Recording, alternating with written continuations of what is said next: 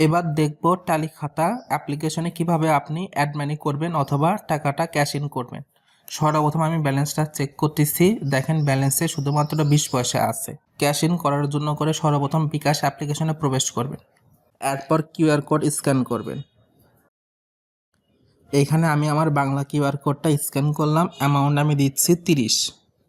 Proceed, pin নাম্বারটা দিয়ে নিচ্ছি, প্রেস করে ধরে থাকতেছি। এভাবে খুব সহজে আপনি ক্যাশ ইন করতে পারবেন। এবার যদি আমি ব্যালেন্সটা চেক করি, দেখেন অ্যাকাউন্ট ব্যালেন্স 30 টাকা 20 পয়সা হলো। আবার আমি রিসার্চ করে দেখাচ্ছি ক্যাশব্যাকটি পাই কিনা। এবার 30 টাকা রিসার্চ করলে 30 পয়সা ক্যাশব্যাক পাবো।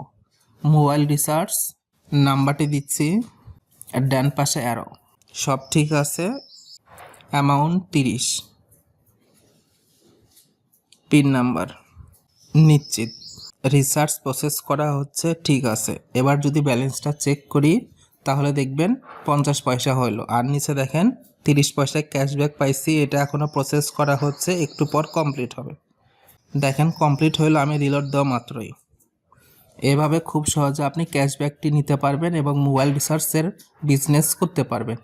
আজকের ভিডিও এখানেই রাখতেছি। Thank you for watching this video.